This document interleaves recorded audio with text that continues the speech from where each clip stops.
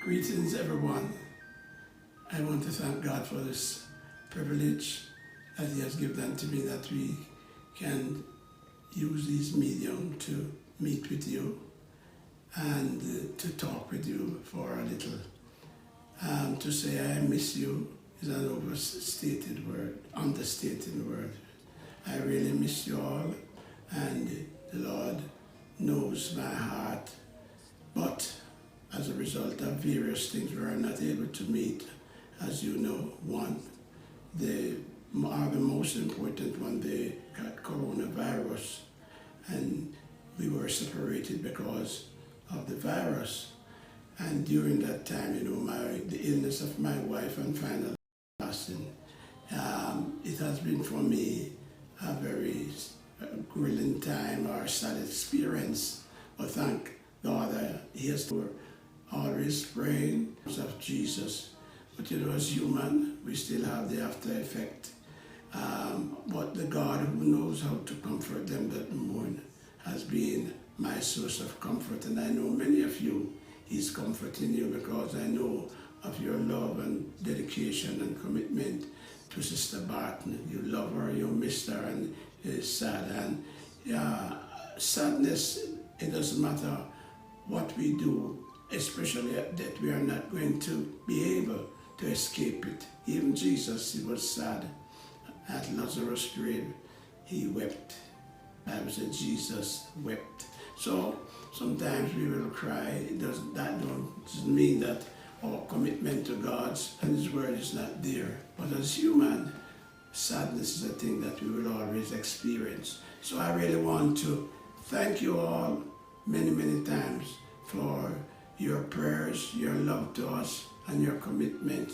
We have felt it, and we know we can speak. A lot of you call in and express, and we know even those who didn't call, you loved us just the same. God bless you, and we want God's precious love to continue to bind us together with cords that cannot be broken, and to keep us in the ambit of His will.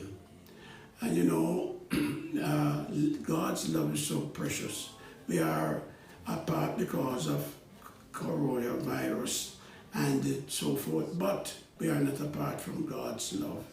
He is with us every step of the way. It was the Apostle Paul who wrote in Romans 8 and 38 and 39, and he speaks about what shall separate us and from God's love, and he names a lot of extreme, and Paul wrote that when he was a Christian man and he was experiencing separation from friends and family, loved ones, brethren, and through his love and his commitment to God, and those who misunderstood, they saw it a different way, and they cast him into prison. He was suffering, he was alienated, but the love of God was there to sustain. It doesn't matter what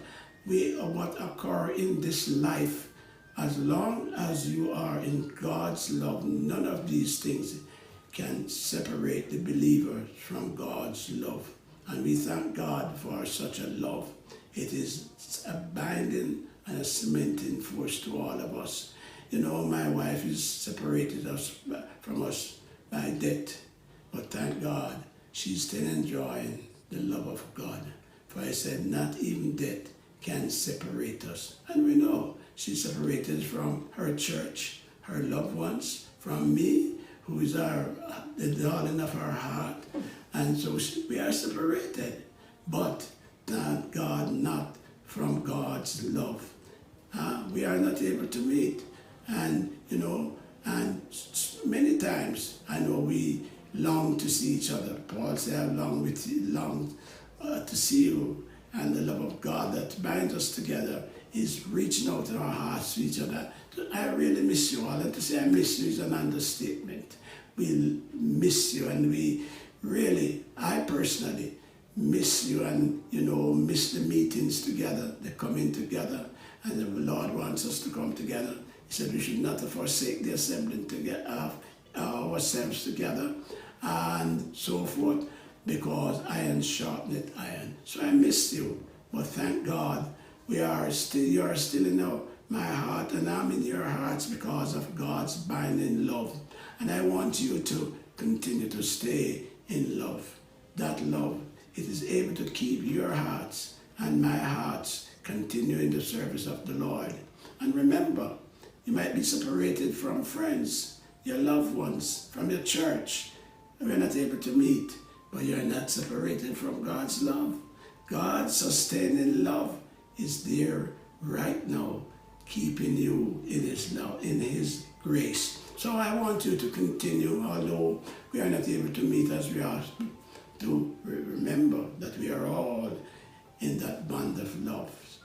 We are all together in this thing. So the Lord bless you. Continue to pray one for another, encourage one another, and keep the faith.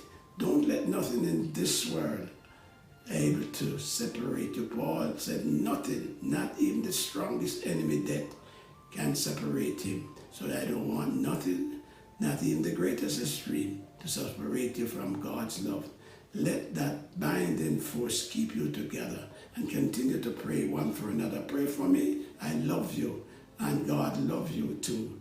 God bless you in Jesus' name.